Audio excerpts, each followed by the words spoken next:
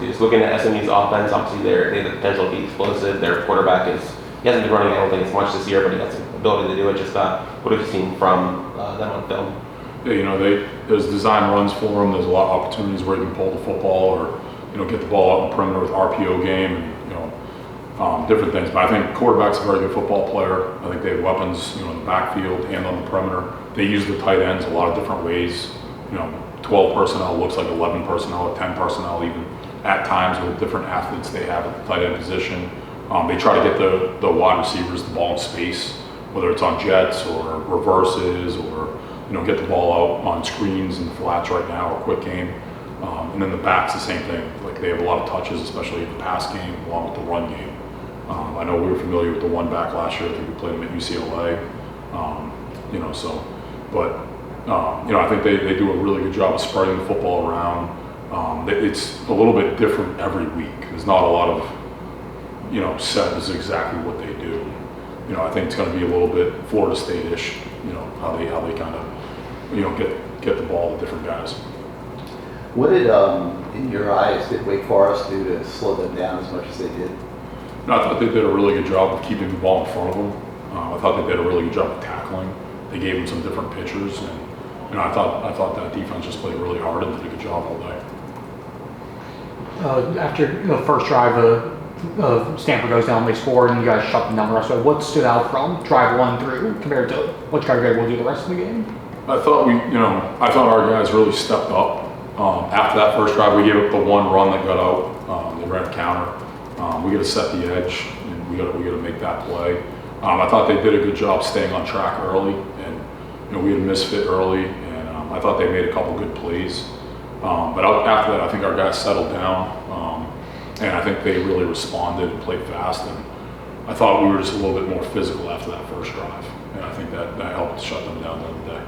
The last couple of weeks, obviously Stanford comes out, scores on their first drive, doesn't score again. Louisville scores on their first 2 drives, only scores 10 more points the rest of the game. I think the players have been saying it's not about adjustment so much as it's about just executing better. Just how do you do that? Is it about changing things up and adjusting to what you're seeing versus just do the thing you've been telling you to do? I think it's a little bit of both. I thought Louisville, I thought we had a couple of missed tackles early. I thought we had a misfit early. This week I thought we did change it up just a little bit off the initial plan. But, I thought in both situations, running back makes a guy miss. They make a better combo block or double team on a play and they get up to the backside linebacker. Every game's a little bit different at how it happens. I thought Stanford did a really good job in that first series. They did a couple different things, and I thought our guys just settled down after that. And I thought maybe we tweaked it a little bit, but I thought we communicated better after the first series. I thought our guys played a little bit faster after that first series. We had a couple little different wrinkles in there, and I thought our guys really settled down and played fast after that. A lot of younger guys on the defensive line got playing time with Mesidor out. Just what did you think about the group being able to rotate in there, and then specifically Marquise Lightfoot? What's sort of been your evaluation of him this season? Yeah, I think, just in general on defense, we've played a lot of players. Like, you go back earlier in the year, there's 25, 26 guys playing, whether it be Bethune. I thought we played a lot of guys. South Florida, we played a lot of guys in the Florida game.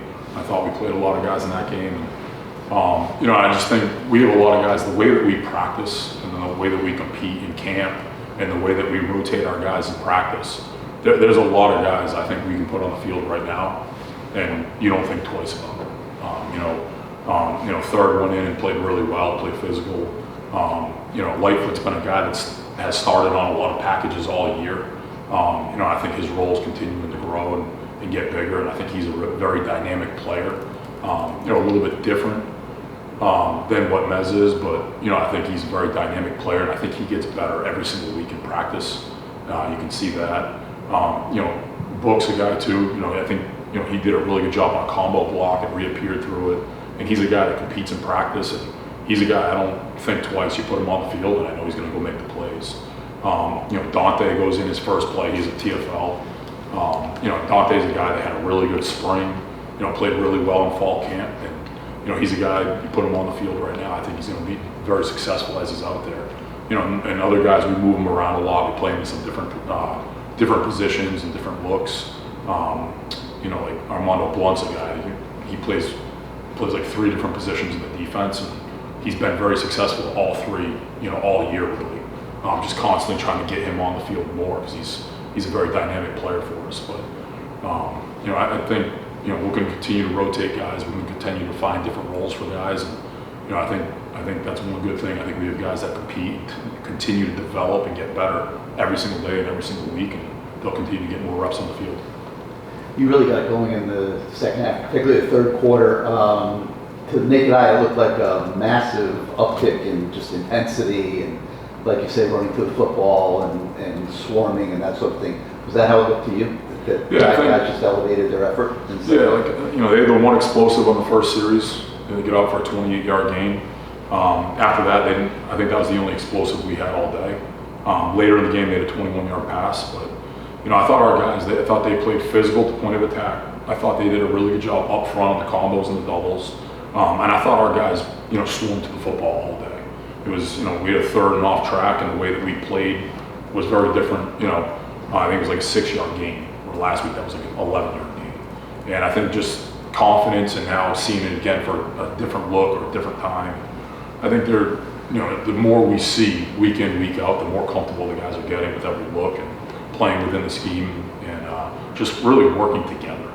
And, the thing that, I liked the most about it was we had a couple different looks and you could see the communication from all 11 hats on the field. Like every guy's communicating, every guy's talking, they're working together. And that's where, like last week we came out, we had a situation where, we're kind of playing one coverage here, one coverage there, or one blitz here, and now every single guy's communicating, every guy's working at it. We're continuing to make an emphasis on that in practice, and I think the guys are working better together every single day. And it's different groups on the field. It might be different safeties with different linebackers, or we have a bunch of guys that we kind of consider as starters at corner that have been working in and out and doing a really good job for us. And I think they're just getting more comfortable working together each week. What have you liked about Ethan O'Connor in particular? It seems like he's playing more and more every week. Yeah, he's a guy, I thought he had a really good week against Louisville. I thought last week was his best week of practice. And he's been a guy all year. There's really been like 4 guys out there that have been every week. When we discuss it in the staff meetings, we look at them as 4 starters. And they're all going to play. They all do a really good job.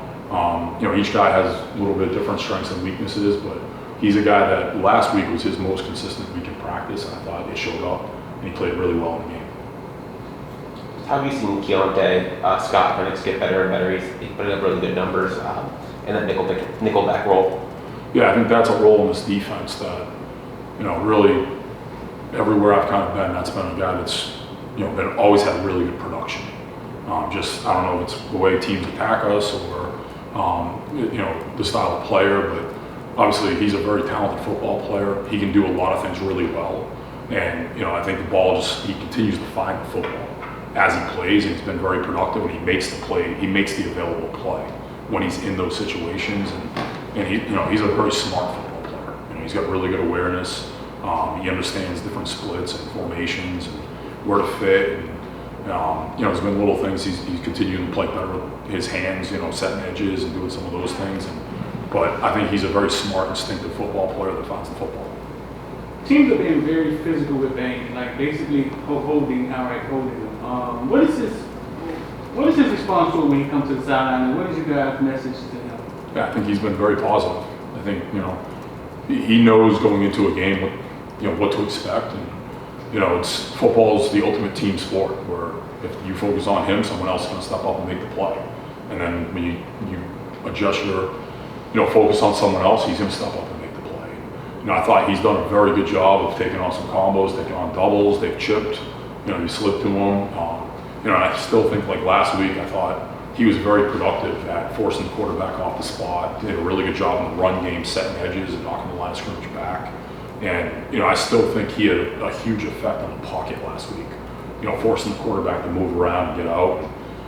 Maybe the stat line wasn't exactly there this week, but when you go through and you watch how he played, I thought he did a very good job at the point of attack in the run game, and I thought he really affected the pocket in the pass game last week.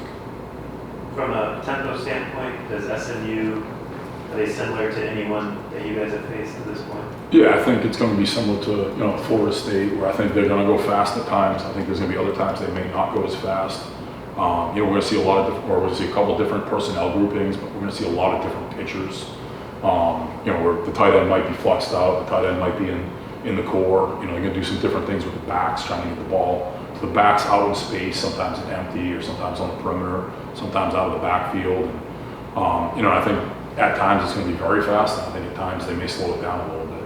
Last week, I felt like, in that Wake Forest game, I thought they went slower in the second half. I thought in the first half they went a little bit faster. There's other games where you can see it looks like it's light and fast. The chains are still getting set in the background. The officials are still setting the ball, and everyone's standing over the football ready to go. So I think we'll see different tempos as the game goes.